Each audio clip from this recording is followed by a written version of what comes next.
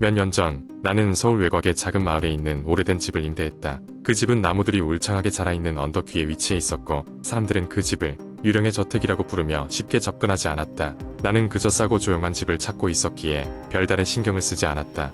집에 처음 발을 들였을 때 나는 세월의 흔적이 고스란히 남아있는 내부에 약간 위축되었다. 하지만 곧 불편한 감정은 희미해졌고 나는 짐을 풀고 새로운 생활을 시작했다.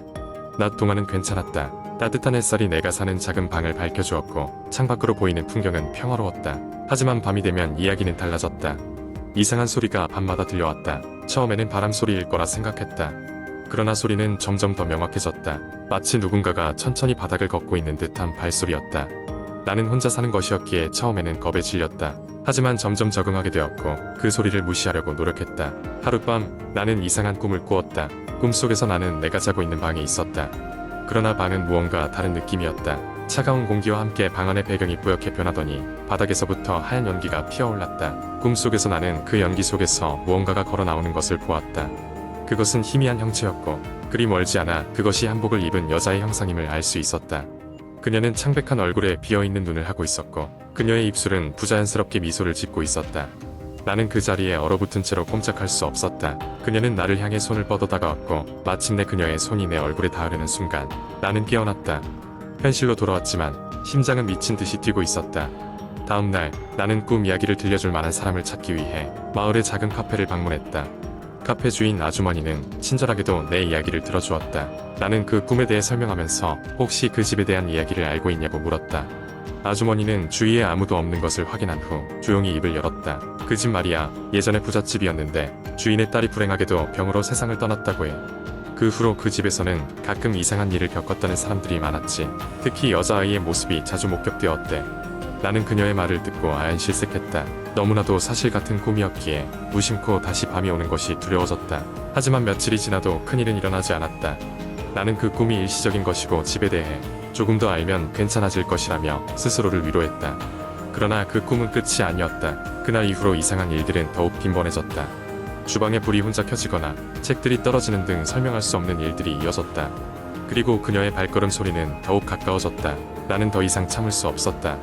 그래서 어느 날 밤 꿈속의 여자와 마주하게 된다면 물어볼 것들을 준비했다. 그리고 다가올 밤 그녀를 기다렸다. 모든 것이 조용해졌을 때 나는 그녀가 오는 것을 느꼈다. 이전보다 확실하게 들리는 발소리. 그리고 마침내 그녀가 나타났다. 이번에는 오히려 침착했다. 나는 꿈속에서 그녀에게 왜 그러는지를 물었다. 그녀는 아무 말도 하지 않았지만 슬픈 눈동자로 나를 바라보았다. 그리고 이내 마치 연기처럼 사라졌다. 다음 날 아침 나는 깨달았다. 그녀는 이 집의 이야기를 알리고 싶었던 것이다. 그 후로 나는 집의 역사를 좀 더 조사했고 그곳에 있었던 일들을 동네 사람들에게 알리기 시작했다. 이상한 일들은 점차 줄어들었고 나는 그녀가 평화를 찾았다고 믿었다. 그 집은 여전히 그곳에 있지만 이제는 아무도 그 집을 피하지 않는다. 왜냐하면 그녀의 이야기가 전해졌고 그녀의 영혼이 이제는 편안하다는 것을 모두가 알게 되었기 때문이다. 하지만 가끔 그 집을 지나칠 때면 아직 뭔가가 남아있다는 느낌을 받곤 한다. 그것은 마치 오래된 친구가 방금 인사를 건네려는 듯한 느낌이다. 두 번째 이야기. 이 이야기는 서울 외곽에 위치한 작은 시골 마을에서 시작됩니다. 마을은 평화롭고 조용했지만 몇몇 주민들은 그곳에 오래된 저주가 깃들어 있다고 믿었습니다.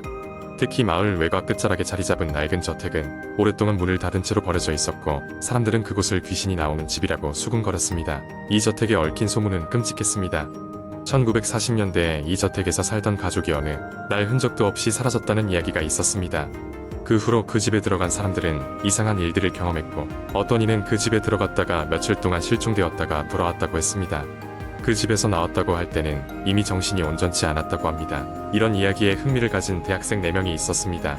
민수, 수현, 지영, 동호는 오컬트를 좋아하는 친구들이었습니다. 그들은 이 버려진 저택에 들어가 보기로 결심했습니다. 늦은 가을, 안개가 자욱한 일요일 밤, 그들은 손전등과 카메라를 챙겨 떠났습니다.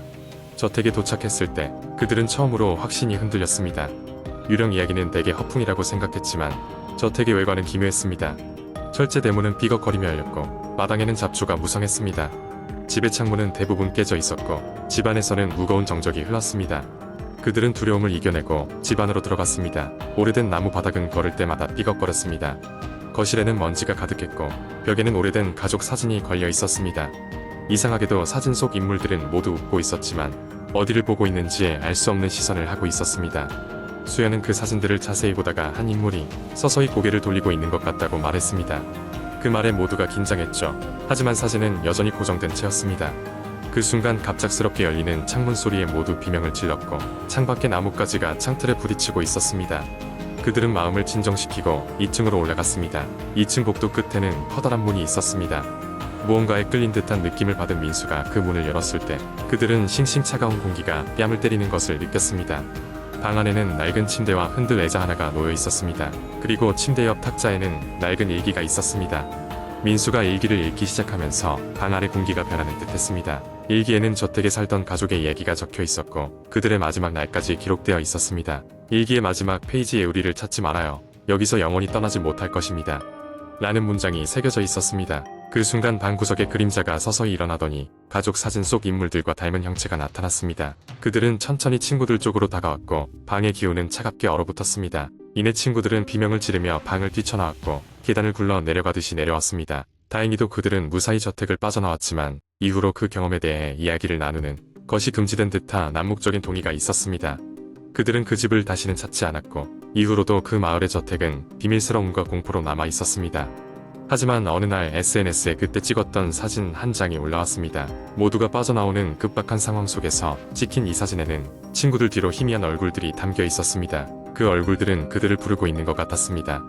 이후로 사진을 올린 친구가 연락이 두절되었고 나머지 친구들은 두려움에 떨며 그 사진을 다시는 꺼내어 보지 않았습니다. 저택의 저주가 여전히 어딘가에 존재하고 있을지도 모른다는 생각에 그들은 지금도 이따금씩 섬뜩함을 느낍니다. 이 이야기는 완전한 창작이며 실제 사건과는 관련이 없습니다. 세 번째 이야기. 어느 평범한 일요일 밤 나는 늘 그랬듯이 침대에 누워 스마트폰을 들여다보고 있었다. 유튜브에서 공포 영상을 시청하다가 추천 영상으로 뜬 진짜 무서운 톡이라는 제목의 썸네일을 클릭하게 되었다. 영상은 한 사용자가 친구들과 주고받은 메시지를 찍은 화면을 보여주는 형식이었다. 영상은 몇 초간의 정적 후 이게 도전일 줄 몰랐어. 도와줘라는 문장으로 시작했다. 대화는 친구들이 함께 무서운 이야기를 찾아 읽으면서 시작되었다. 그러다 어느 순간 한 친구가 밤 12시 집 앞 놀이터로 와보라는 의문의 메시지를 받는다. 그걸 보고 웃어넘기려던 친구들은 흥미가 생겨 장난삼아 그 요청을 따르기로 한다. 영상 속 대화는 점차 긴장감이 감돌기 시작했다. 친구들은 흔히 무서울 거라 생각하지 않았던 그 요청을 하나둘씩 받아들이며 장난 반 진심 반으로 놀이터에 가기로 약속한다. 그러나 대화가 계속될수록 요청은 점점 더 이상하게 변모해갔다. 처음에는 단순히 놀이터로 와달라는 메시지였지만 시간이 흐르면서 모르는 사람이 찍은 듯한 그들의 실시간 사진이 하나씩 전송되었다. 등골이 서늘해진 친구들은 무언가 잘못돼가고 있음을 직감하지만 한편으로는 어떤 장난인지를 확인하고자 하는 충동을 참을 수 없었다. 저는 점점 영상에 몰입했고 긴장 속에서도 무슨 일이 벌어질지를 예측하는 재미에 빠졌다. 그들은 결국 놀이터에 모였고 어둠 속에서 이상한 움직임을 감지했다. 그 순간 카톡 소리가 울렸다. 이번엔 거기 서 있으면 안 돼. 라는 메시지가 떴다.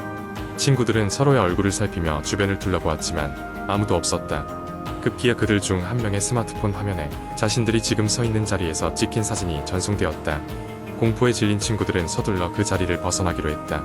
그들이 집으로 돌아가는 동안 이상하게도 계속해서 누군가가 그들을 쫓아오는 느낌이 들었다고 했다.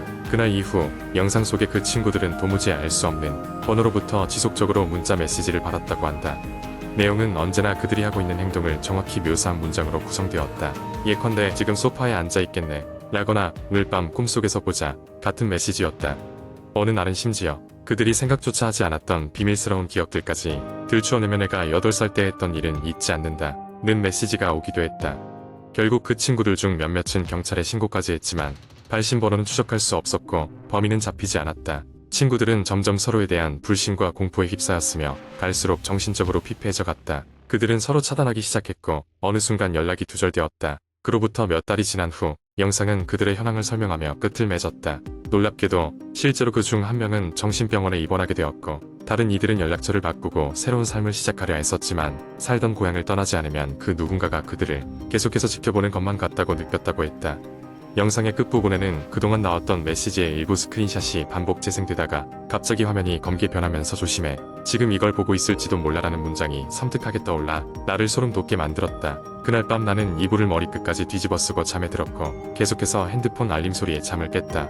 물론 대부분은 착각이었지만 심장이 빠르게 뛰는 걸 멈출 수는 없었다. 그리고 아직까지도 그날 이후 익숙하지 않은 번호로 메시지가 올 때마다 잠시 멈칫하게 된다. 그저 내 기분 탓이겠지만